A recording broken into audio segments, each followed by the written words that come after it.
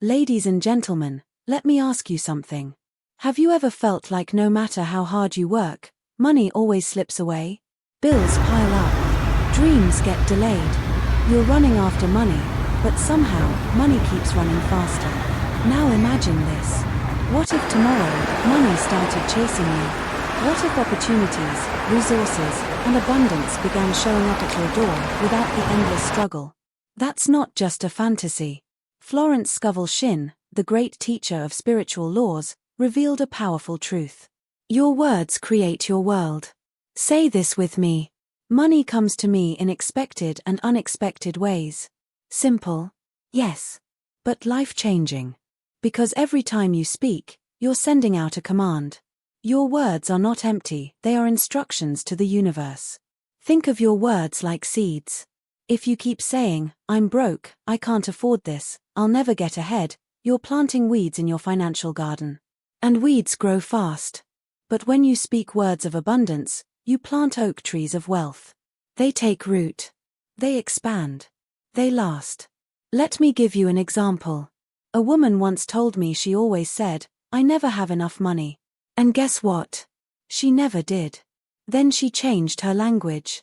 She began declaring daily, "Money flows to me freely and endlessly. I am in the flow of abundance."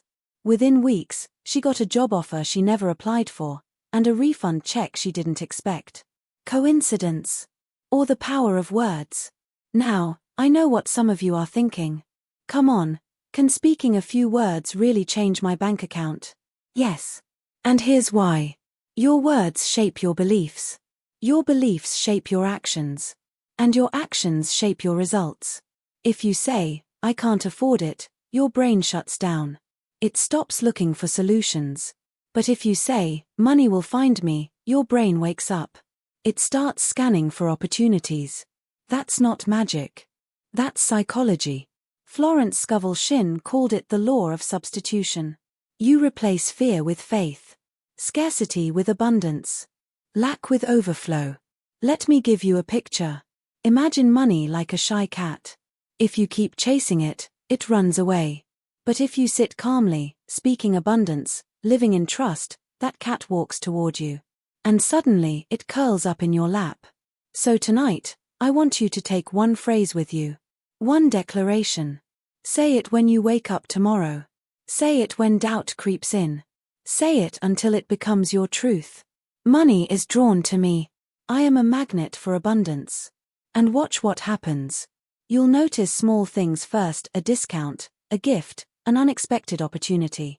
But those little signs are proof that the universe is listening. Money doesn't respond to panic. It responds to power. It responds to certainty. It responds to the words you dare to speak. So let me ask you, are you ready to stop chasing money? Are you ready to let money chase you? Then say it. Believe it.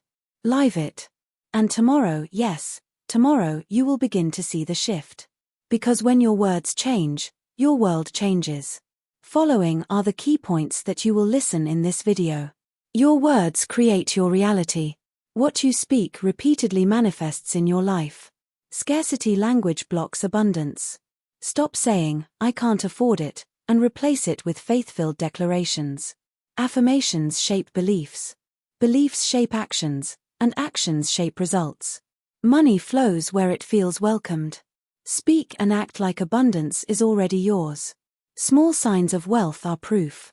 Discounts, gifts, and unexpected opportunities are the universe confirming your words. Say this daily: "Money is drawn to me. I am a magnet for abundance."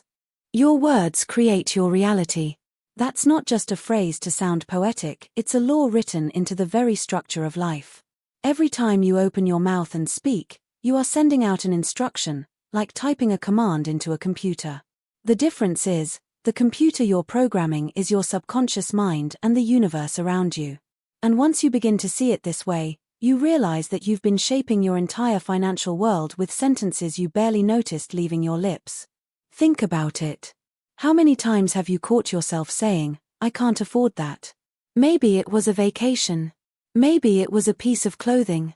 Maybe it was even something small, like choosing a meal at a restaurant. Those words don't just describe a situation, they create an identity. They reinforce the idea that you are the kind of person who never has enough. And when that identity becomes strong enough, your mind and your actions bend to fit it. Florence Scovel Shinn once wrote, "Your word is your wand." Just let that image sit with you. A wand, something that directs invisible power. A wand that points and declares what will be. That's what your words do every single day. When you wake up and say, "This is going to be a tough day," you've waved your wand. You've painted the canvas of your hours before they even unfold. And the strange thing is, life listens. Life arranges itself to match the command you've spoken. Imagine a person named David. David is hardworking, committed, and disciplined, but every time his paycheck comes, he sighs and mutters, "I'll never get ahead." He doesn't mean it as a ritual, it's just his habit.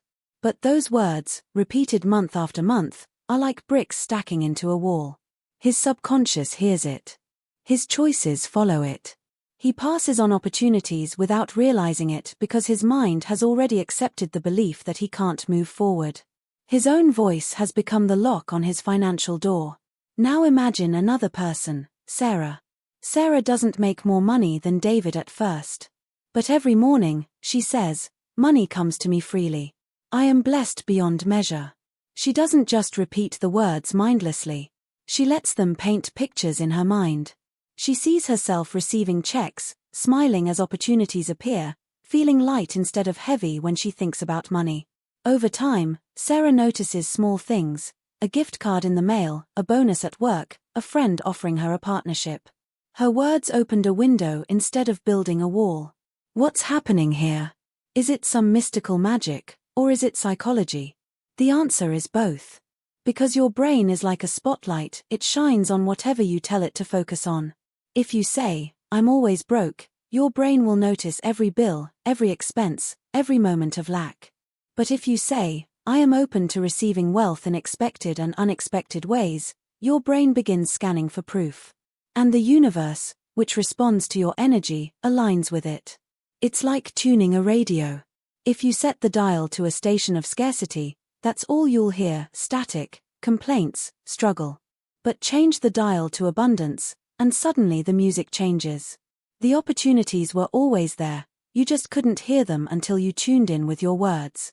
I remember a story of a young man who wanted to start his own business but had no savings. Every time he talked about his dream, he said, "It's impossible. I don't have the money." And guess what? Nothing happened. Then one day, after hearing about the power of words, he changed his phrase. He began saying, "The resources I need are already on their way." At first, it felt strange, almost dishonest, because his reality didn't match his words.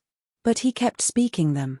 Within weeks, a family member offered him unused equipment for free, and a friend introduced him to an investor looking to support new entrepreneurs.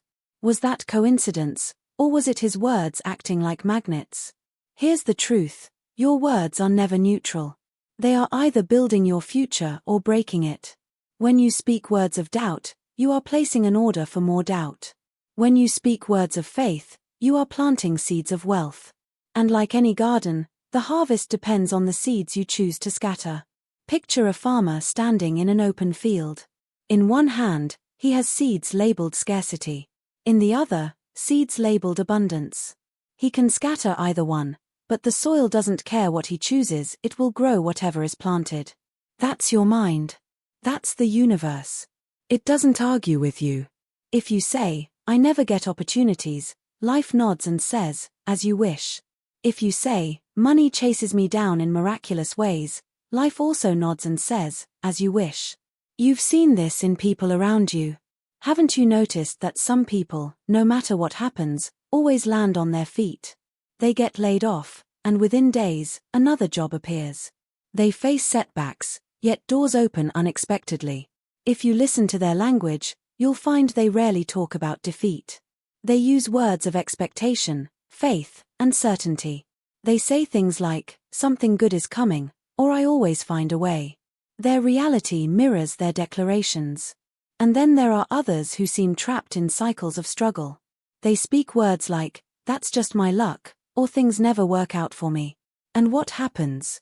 Life mirrors those declarations, too. Not because life is cruel, but because it is obedient. It reflects what it's told. This is why Florence Scovel Shinn's teachings have lasted for generations. She wasn't writing fairy tales, she was revealing a principle that explains why some people experience abundance while others, with the same abilities, never do. The difference is not intelligence or talent, it's the language they live in. So ask yourself right now, what sentences have been leaving your mouth without your awareness? Are you saying things that build walls, or things that open doors? Are your words pulling money toward you, or pushing it away? Because make no mistake, every phrase is a blueprint. Every declaration is a design. Imagine if from this moment forward, you treated every word you speak like a check you're writing to your future. Would you still say, I'm broke? Would you still laugh and say, I'm always unlucky? Or would you begin to write different checks? Would you begin to say, wealth belongs to me, I walk in abundance, money is drawn to me effortlessly? The amazing thing is, you don't have to wait years to see the change. You'll notice it in small ways almost immediately. Maybe someone treats you to lunch. Maybe you find money in an old coat pocket. Maybe a client calls out of nowhere. These are not random, they are signals that your words have shifted the energy around you. They are whispers from the universe saying, yes, I heard you. And if you keep speaking, if you keep declaring, those whispers turn into waves. Small blessings multiply into bigger ones. What began as a simple phrase turns into a lifestyle of abundance. And before you know it, you're no longer the person chasing money. You're the person money is chasing.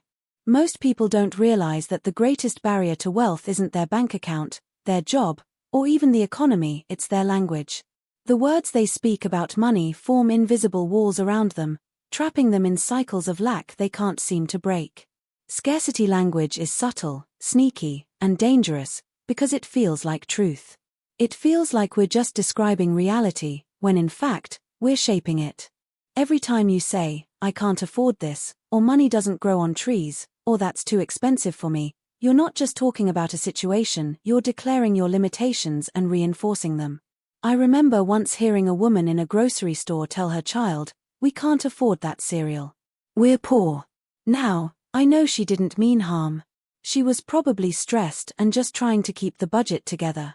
But can you imagine what those words planted in that child's mind? In that single moment, poor became part of their identity. It wasn't just about a box of cereal anymore. It was about who they believed they were. And beliefs, once spoken enough, take root deep in the subconscious. That child will grow up either repeating those same words or fighting against them with struggle and exhaustion. That's the power of scarcity language. Florence Scovel Shinn taught that the game of life is a game of boomerangs.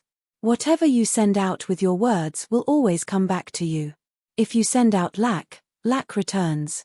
If you send out abundance, abundance returns. Think about your own conversations around money. Do you notice how often people use words of struggle? I'm drowning in bills. I'll never catch up. Every time I get ahead, something knocks me back. These statements may feel like harmless venting, but in truth, they are powerful affirmations of lack. And affirmations, whether positive or negative, shape reality.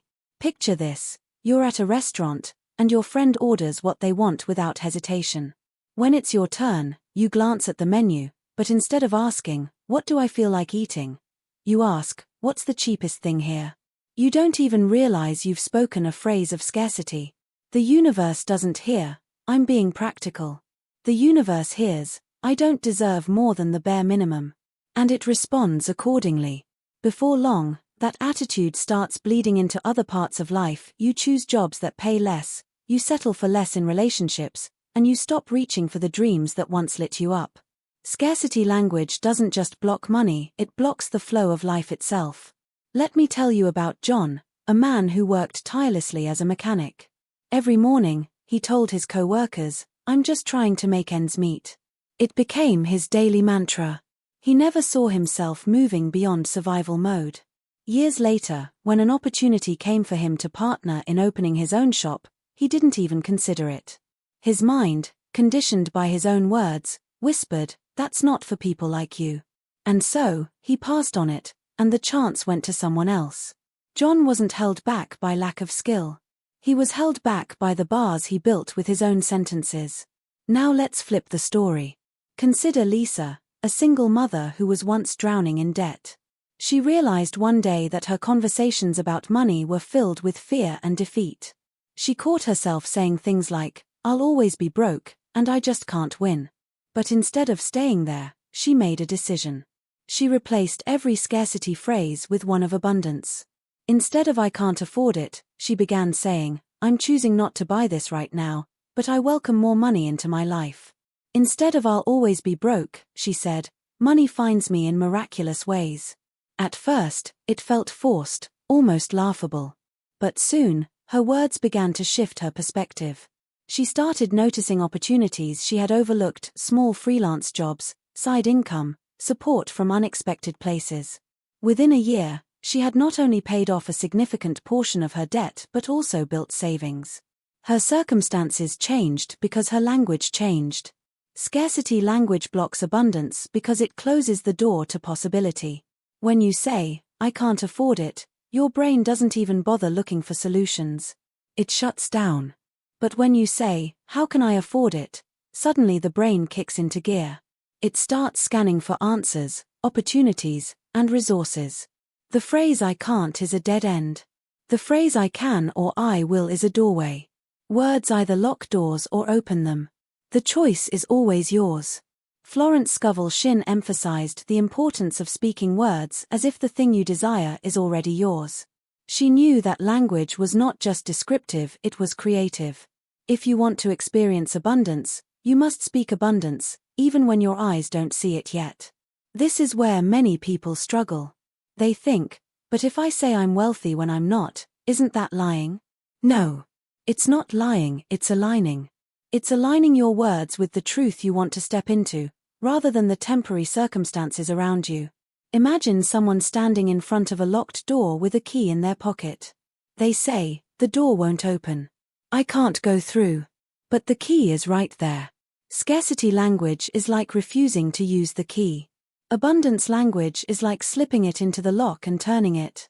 The door was always capable of opening, but the words you choose determine whether you even try. Here's another picture. Scarcity words are like clouds covering the sun. The sun, representing abundance, is always shining, always available, but when you keep saying words of lack, you thicken the clouds until the light can't get through. The moment you change your language, the clouds begin to part. Slowly at first, then brighter, until the warmth of the sun shines again. The abundance was never gone. It was simply blocked by your own words. So many people unknowingly curse their finances daily with the language they use. They joke about being broke, laugh about barely surviving, or sigh about never catching a break. But every joke, every sigh, every casual phrase is a seed planted. And the harvest comes. The universe doesn't sort through your words saying, "Oh, this one was a joke, I won't count it." No, it responds to vibration, to repetition, to energy. That's why Florence Scovel urged people to guard their words as carefully as treasure. Because words are treasure. They are currency. They are the first form of wealth you will ever hold. When you stop using scarcity language, you make space for abundance to flow. You give permission for money to come in, instead of constantly pushing it away. And it starts small. One phrase at a time. One conscious choice at a time. The moment you hear yourself saying, "I can't afford this," pause. Replace it with, "I'm preparing for bigger opportunities. I welcome more money into my life." The shift may feel tiny, but that shift is the crack in the wall. And through that crack, light rushes in. Because in the end, money doesn't just live in your bank account, it lives in your words first. Speak scarcity, and you'll live scarcity. Speak abundance, and you'll live abundance. The mouth is the gateway. What you allow to pass through it will shape the world that waits for you tomorrow. Every single belief you hold about money began as a thought. And before it was a thought, it was often a word, something you heard, something you said, something spoken over you. That's the way the mind works. Repeated words turn into thoughts. Repeated thoughts solidify into beliefs. Beliefs, once cemented, direct every action you take. And those actions eventually create the results you see in your life. This is why affirmations are not just feel-good phrases. They are the builders of your inner world, and your inner world is the architect of your outer world. Think of a child growing up in a household where the parents constantly say, "Money is hard to come by. We can't afford nice things. Rich people are greedy." The child doesn't question these statements. To them, they are simply facts, the way gravity is a fact. Those words become the child's thoughts. Over time, the thoughts become beliefs. Money is scarce. Money is dangerous. Wealth is not for people like us. When that child becomes an adult, those beliefs direct their actions. They may decline opportunities because it's too risky. They may avoid asking for a raise because I should just be grateful I even have a job. And the result? A life that perfectly mirrors the beliefs planted by words long ago. Now, flip the script. Imagine a child raised in a home where the parents say, "Money flows easily. Opportunities are everywhere. We always find a way." That child grows up thinking abundance is natural, that wealth is safe, that money is a friend, not an enemy. Those thoughts become empowering beliefs. As an adult, they take bold actions. They start businesses. They negotiate salaries with confidence. They see setbacks as temporary detours, not permanent dead ends. And the result? They attract more opportunities and wealth than they ever imagined. Do you see the chain reaction? Affirmations, beliefs, actions, results. The power begins at the very first link. That's why Florence Scovel Shinn insisted on affirmations. Not because the words themselves magically create money, but because they rewire the subconscious. And once the subconscious is reprogrammed, the actions you take and the results you create will never be the same. Let's look at a real-life example. Picture a man named Daniel who has always believed he's bad with money. He's heard it since childhood, and he repeats it often, "I just can't manage finances." That affirmation, negative though it is, becomes his belief. And because he believes it, he never bothers learning about budgeting or investing. Why would he? His mind whispers, "You're bad at it anyway." His inaction creates poor results, missed payments, mounting debt, lost opportunities. Then the results reinforce the belief, and the cycle spins again. His entire financial life is trapped inside a loop created by his own words. But let's say Daniel discovers the truth about affirmations. He begins declaring, "I am wise with money. I am learning and growing every day. I attract wealth through smart decisions." At first, he doesn't believe it. The old voice in his head laughs at him.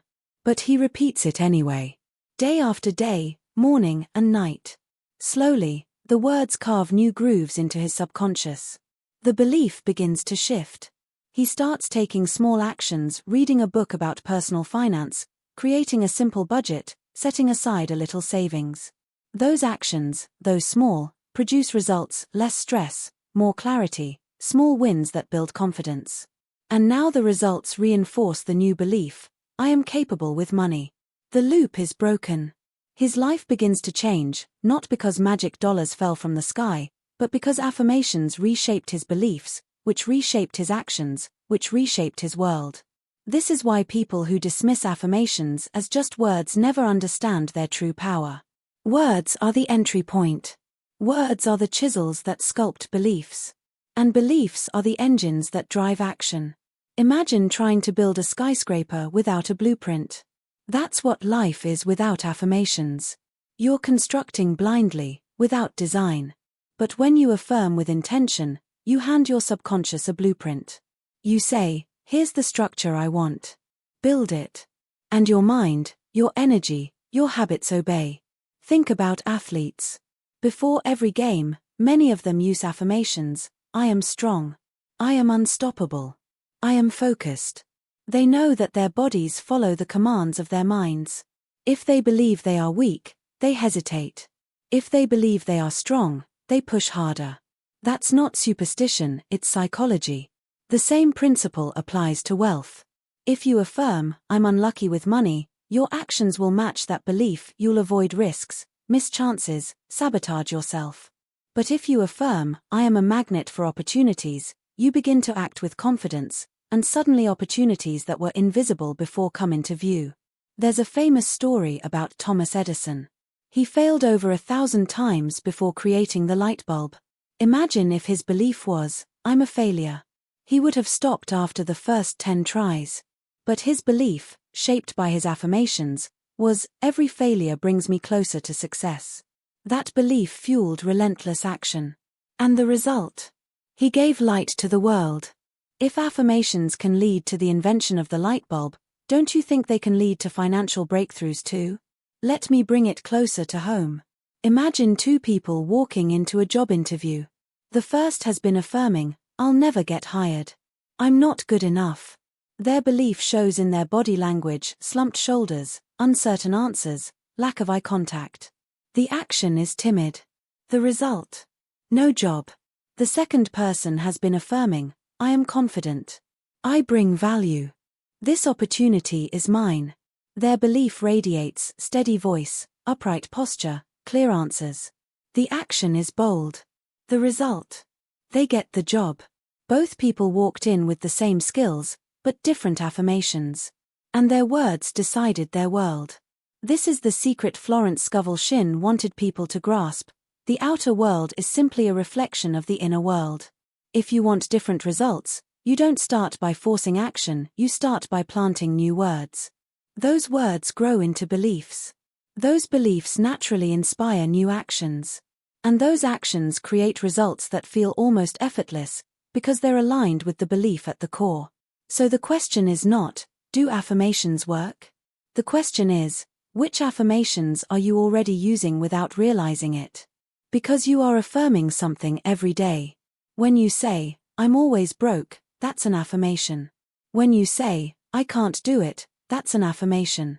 You've been practicing affirmations your entire life. The only difference is, you now have the chance to choose them with intention. And once you do, everything begins to shift. You'll wake up speaking words of possibility. You'll feel your beliefs grow stronger. Your actions will become bolder, more confident, more aligned with abundance. And the results will follow, not by chance, but by design. That's the chain reaction. That's the power. That's the truth. Affirmations shape beliefs, beliefs shape actions, and actions shape results. And those results, in time, will shape a reality so much bigger and brighter than the one you live in today. Money is like a guest. Think about that for a moment. When a guest comes into your home, they can feel whether they're welcome or not. If you greet them with warmth, if your space is open and inviting, they relax, they stay longer, they enjoy your company. But if you sigh when they walk in, if your words are cold, if the space feels cluttered and hostile, they pick up on it immediately. They don't linger. They leave.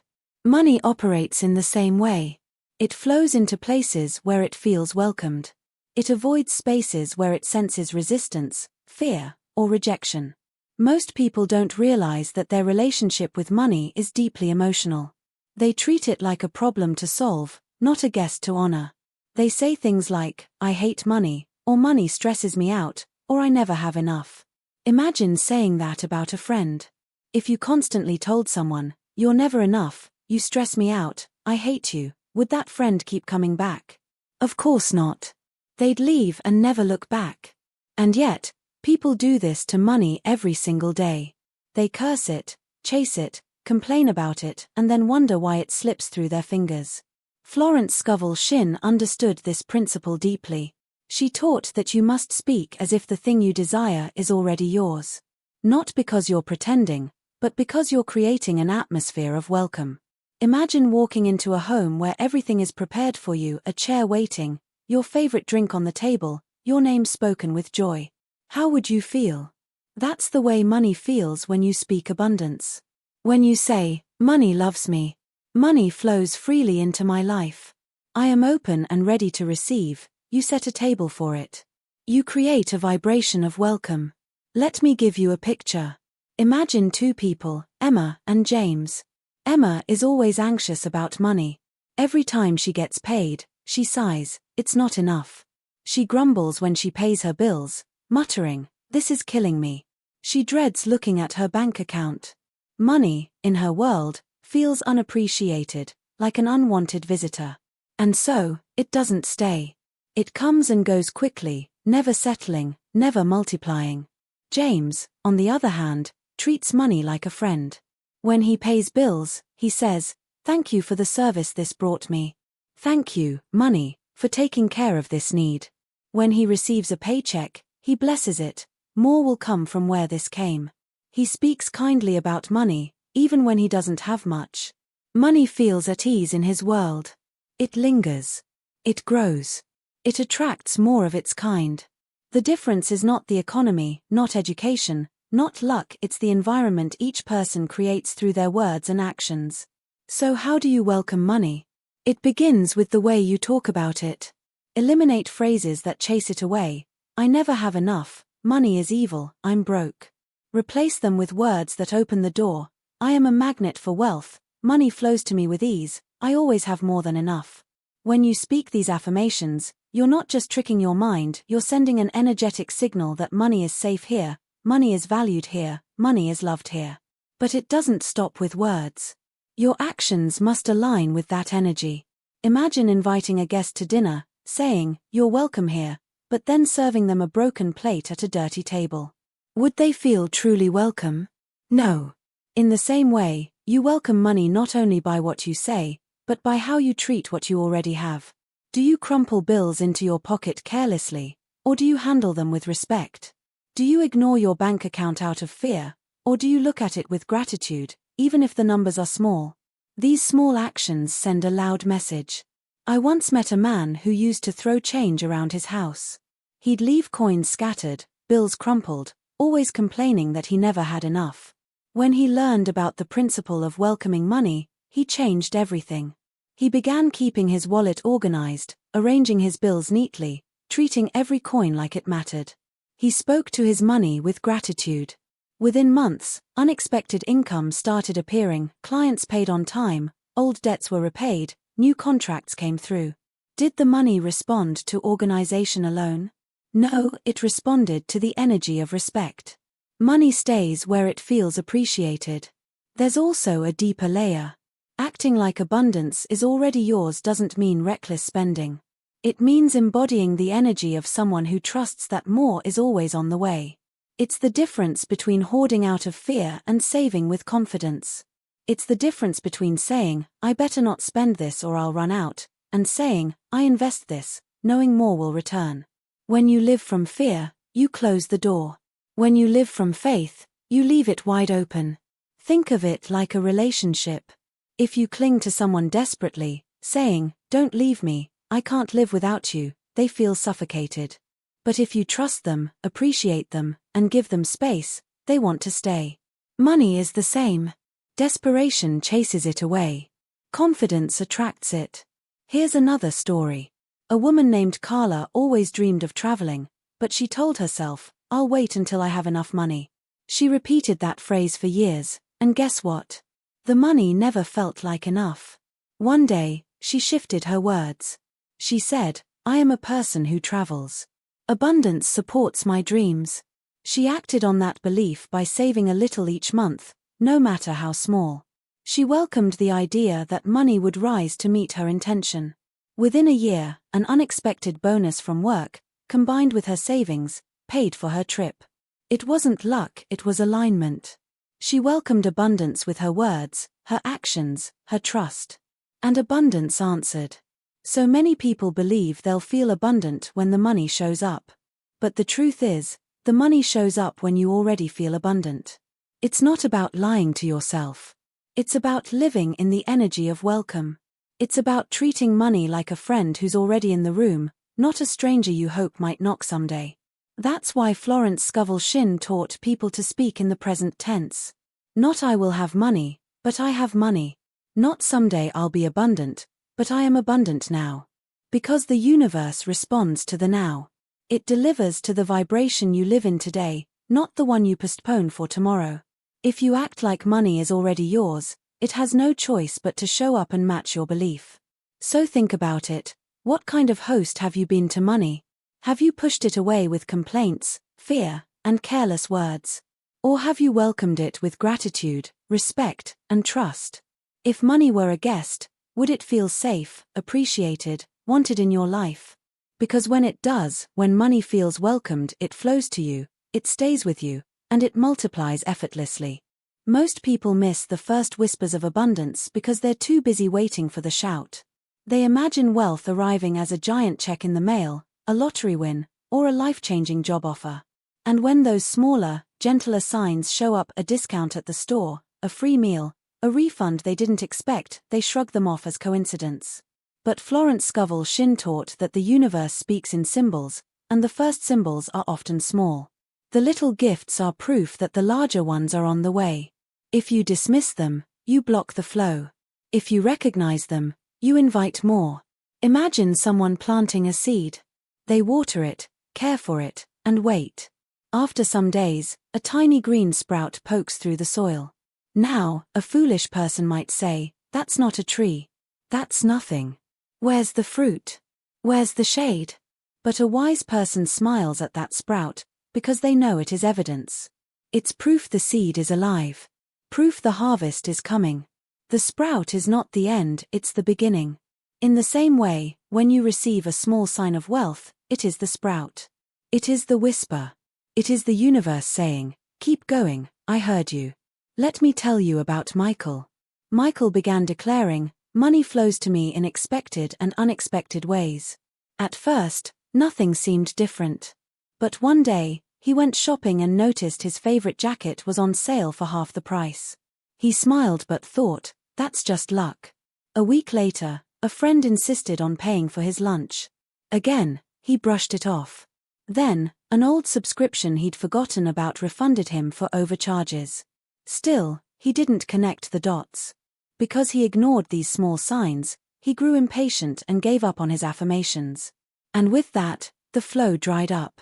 Not because the universe stopped responding, but because he stopped acknowledging. Now compare that with Rachel. Rachel began affirming the same thing, "Money flows to me in expected and unexpected ways." The first time she found a few coins in her couch cushions, she laughed and said, "Thank you, universe, more is coming." When her boss gave her a surprise bonus, she celebrated it with gratitude, even though it wasn't huge. When she received a discount on a flight, she whispered, "I see the sign." Each small blessing, she treated as proof. And what happened?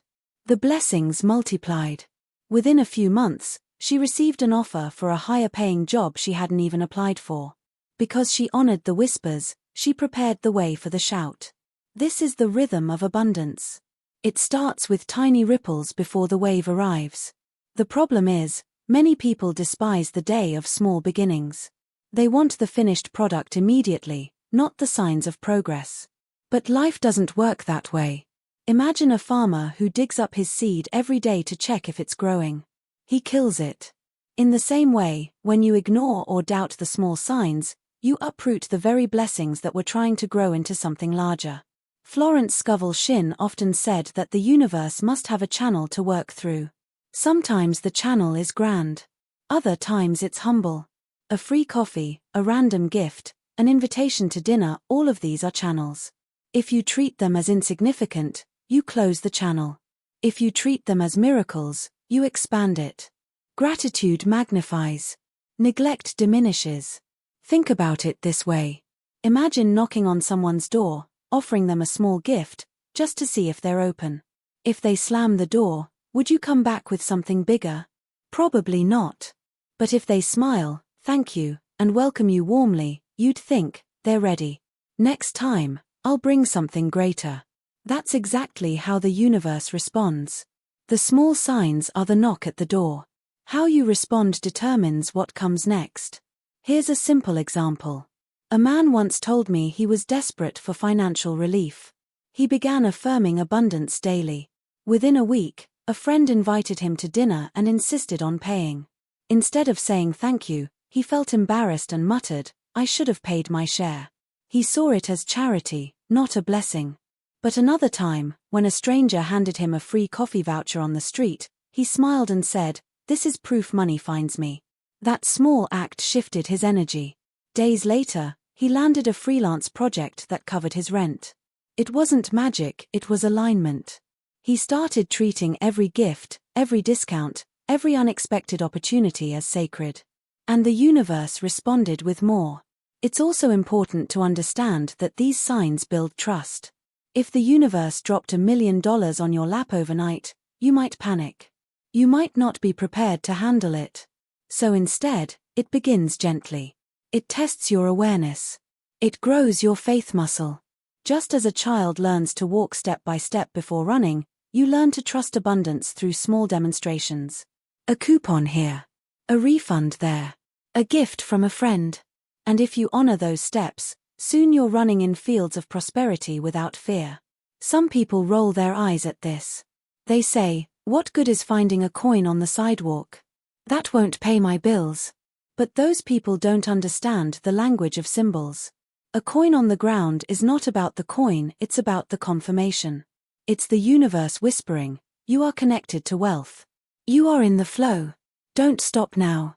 If you bend down, pick up that coin, and say with joy, "Thank you, this is proof," you're telling life, "I'm paying attention." And when you pay attention, life pays you back. Think of it like a relationship again. Imagine telling someone, "I'll only be grateful if you buy me a mansion." If they bring you flowers, you toss them aside. If they cook you a meal, you shrug. Eventually, they'll stop trying. But if you light up at every small gesture, saying, "This matters to me," they'll be inspired to give more. Money, like people, responds to appreciation. The small signs are the flowers, the meals, the gestures. When you notice them, you open the way for the mansion. So the next time you get a discount at the store, don't just think, "Oh, lucky me." Say, "Thank you, universe, for this proof that money flows to me." When a friend insists on paying for coffee, don't feel guilty. Smile and say, "This is evidence that I am supported."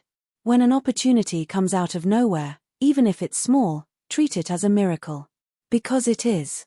Florence Scovel Shinn said, "Infinite Spirit, open the way for great abundance for me.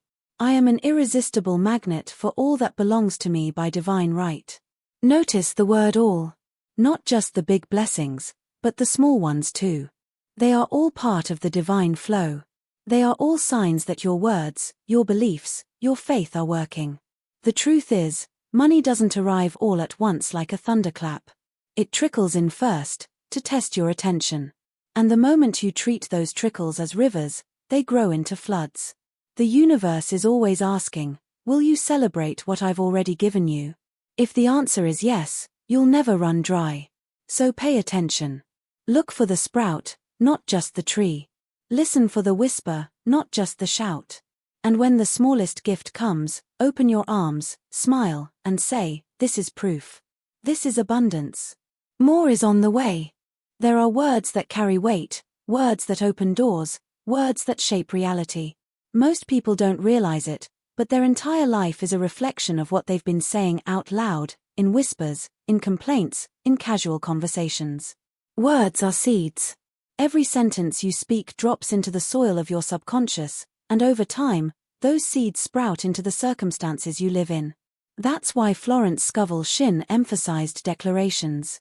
She knew that when you speak with conviction, you set unseen forces into motion. And one of the most powerful declarations she taught is this: "Money is drawn to me. I am a magnet for abundance." Let that sink in for a moment. A magnet does not chase. A magnet does not beg. A magnet does not struggle. It simply attracts. By its very nature, it pulls things into its field. And the moment you declare that you are a magnet for abundance, you step out of the energy of chasing and into the energy of receiving. You stop running after money like it's running from you, and instead, you let it come. But here's the catch. Most people already use affirmations, they just don't realize it.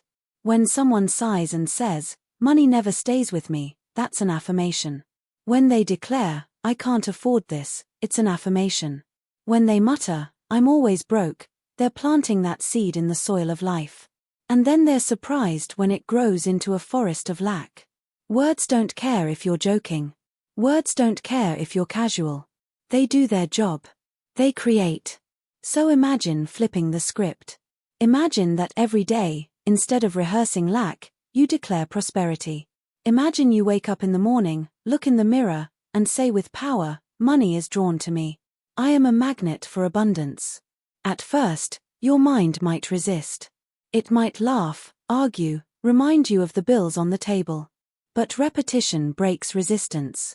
Just as water wears down stone, daily affirmations carve a new path in your subconscious. And once your subconscious believes, your world changes. Think about John, who worked long hours at a job he hated. Every day he told his co-workers, "I'll never get ahead. Money slips through my fingers." And sure enough, no matter how much overtime he worked, unexpected expenses always swallowed his paycheck. One day, after reading Florence's book, he decided to try something new. Every morning and every night, he said, "Money is drawn to me. I am a magnet for abundance." At first, it felt silly, even dishonest. But he kept going. After weeks of repetition, he noticed a shift not in the outside world, but inside himself. He began walking differently. He stopped saying negative things about money. He started expecting good things. And then the external followed.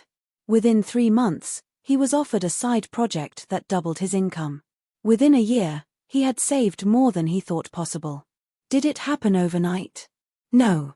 But his words reshaped his identity, and his identity reshaped his reality. Here's why this works. The subconscious mind doesn't argue. It doesn't say, "Wait, is that true?" It simply accepts repeated words as commands. If you say, "I am unlucky," it nods and begins filtering life to prove you right. If you say, "I am a magnet for abundance," it nods and starts arranging circumstances to align with your declaration. Your subconscious is like the soil. Whatever seed you plant, it will grow, whether it's weeds or wheat. So why not plant wealth? Some people worry, but what if I say it and nothing happens? The truth is, something is already happening. Every word you've ever spoken has already shaped your life.